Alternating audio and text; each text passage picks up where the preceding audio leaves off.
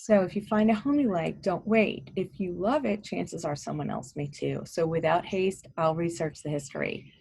We'll consider the following in making our offer. In a multiple offer situation, this information is good to know, but may not help you negotiate with the seller. So we're going to find out, when did the seller purchase the property? How much did they pay when they bought the house? I'll do a market analysis of the area and we'll make sure that the house is listed at a fair price. How long has the home been on the market? Had they had any offers? Did they turn down any? Do they have any other offers that are competing with us? And that's the part where we just gotta bring it, okay? And why is the seller selling the house? I'm gonna find out all this information because I can talk to listing agents on a peer level and get this stuff from them in a conversation. So in making an offer, the longer the home's been listed at its current price, the more the seller may be willing to negotiate. A new listing will likely not negotiate much from their list price, and if it's a great listing, we may have to compete with offers from other buyers. If there is another offer and you love this home, I'm going to advise you to give your highest and best offer. So here's the making of an offer, how to make an offer. Number of things to consider. Number one, the price, but it's not the only term that'll help you procure a home. Closing date's the next thing. So it does matter when you want to close, but it also matters when the seller wants to close. So if we can make that happen, that makes the seller happy, it's a great tool when we're competing with another offer.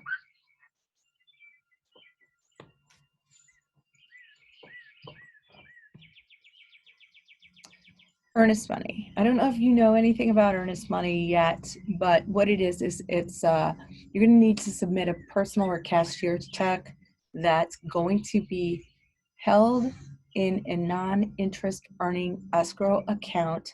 But this is money that's going to convince the seller that you're a serious buyer. Because if you breach that contract, you have that to lose. So it's called, I guess you could call it skin in the game. But the seller wants to make sure that you can buy their property, and that's one of the things that will convince them. Another thing is your pre-approval letter.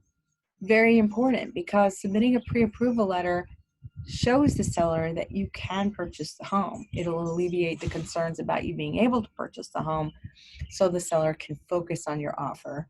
In today's market, sellers are requiring an approval letter along with the offer, and it's imperative to be prepared. So knowing that, we really shouldn't be spending time looking at homes until we have that letter, so that when you do find that one, you're not going to lose it to somebody else. Very important, very important.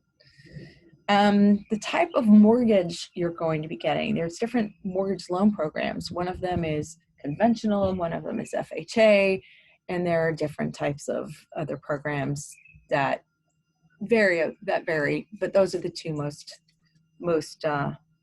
widely used. Here's the other thing, home inspection. It costs around $400 for your average size home. If it's a big home, it'll be more, but I highly advise it. And it doesn't matter if it's a brand new home or if it's a resale home. On a brand new home, I highly advise it, because builders are not perfect. They hire subcontractors to do the actual work. And sometimes these guys miss things or they cut corners. But we want to know, because we want to make sure that they make these repairs for you. And normally builders will make all the repairs we ask for. It's when you're dealing with a resale seller that we have to then negotiate repairs. But we want to make sure that the house is safe, and we want you to have peace of mind. And therefore, the home inspection is a small price to pay for peace of mind and a possible few $100,000 mistake. The next thing, after we have the offer, now the offer's done, right? I'm going to notify the seller's agent that we have the offer. I'll present it to the seller's agent. They're going to discuss the offer with the seller. The seller has three choices. He or she may accept the offer exactly the way it's written and sign it, and then you'll have a contract. Done.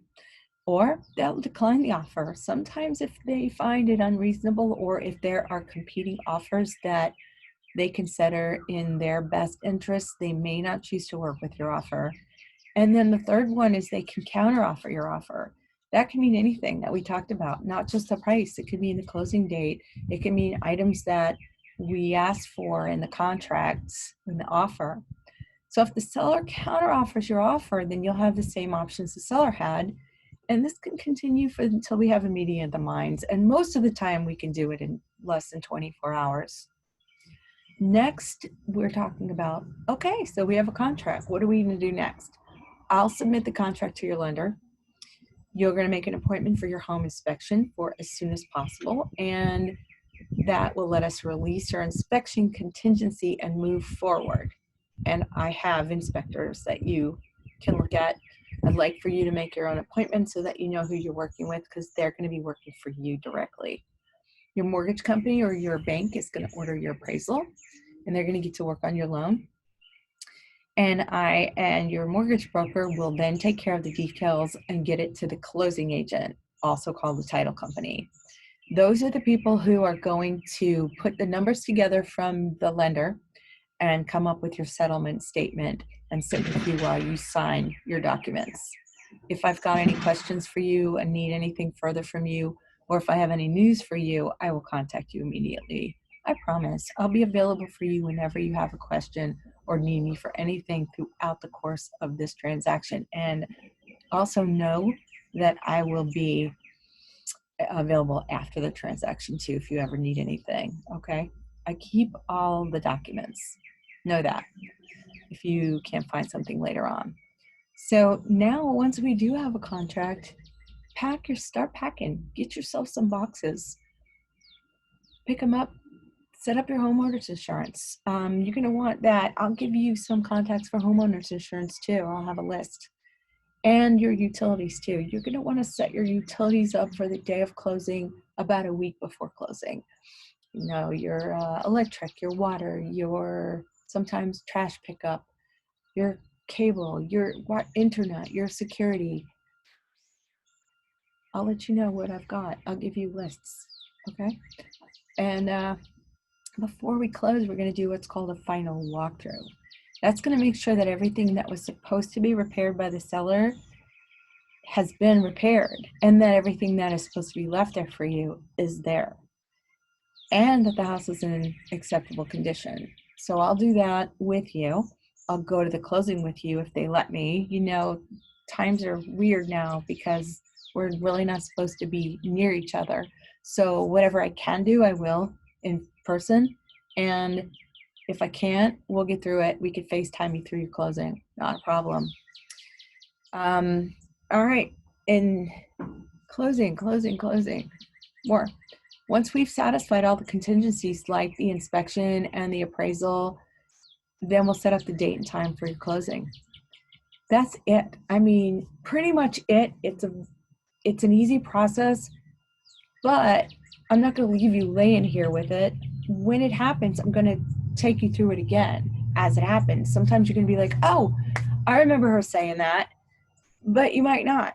But at least it'll be something familiar to you. And basically, that's it. Just know that I am here if you need me. And